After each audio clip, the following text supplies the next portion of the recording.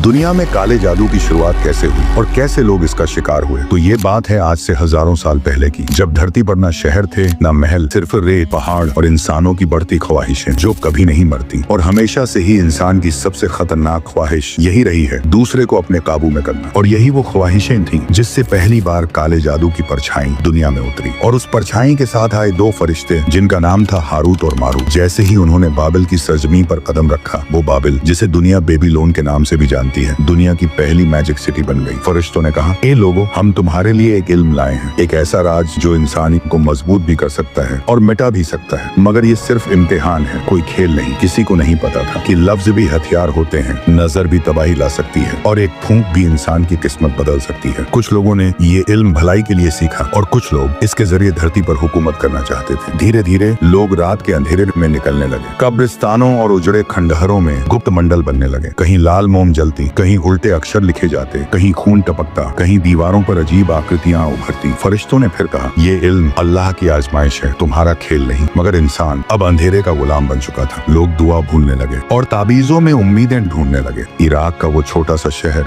धीरे धीरे दुनिया का पहला जादू का शहर बन गया, जहाँ इंसानों ने जादू के बदले अपनी रूहें बेच दी। और इस तरह इंसानों ने जादू को हथियार बना लिया। लाल धागे, हड्डियां, काले ताबीज, जिन्नों से सौदे, हर चीज इंसान की कमजोरी को पकड़ने लगी। जब पूरा शहर जादू, धोखे और बुराई में डूब गया, तो अल्लाह ने हारूत मारूत को रोक दिया। वो लोगों को नहीं सिखाते थे, मगर जो लोग सीख चुके थे उसे आगे फैलाते गए। और यहीं से काला जादू पीढ़ियों में, किताबों में, ताबीजों में और सीक्रेट मंडलों में उतर गया। और फिर एक वक्त ऐसा आया जब लोग खुदा को भूलकर ताबीज, नक्षत्र और अजीब निशानों पर यकीन करने लगे। अल्लाह ने बेबीलोन को मिटा दिया, मगर काला जादू आज तक नहीं मिटा, क्योंकि इंसान की लालच हर दौर में जिंदा रहती है। इसकी शुरुआत बेबीलोन से हुई थी, मगर इसका अंधेरा आज तक दुनिया में मौजूद है। और एक दिन जब दुनिया पर फितनों की बाढ़ आएगी, तब ये अंधेरा अपनी आखिरी शक्ल लेगा, क्योंकि अल्लाह के सामने किसी का जादू नहीं चलता। इसका असर सिर्फ उसी पर होता है जो अपने दिल को कमजोर रखता है और ईमान की रोशनी से महरूम है। काला जादू ताकत नहीं, ये एक जंजीर है जिसमें इंसान खुद को बांधता है। और याद रखो, अल्लाह के सामने न किसी ताबीज की औकात है, न किसी जादू की। बेशक मेरा रब हर चीज पर कादिर है।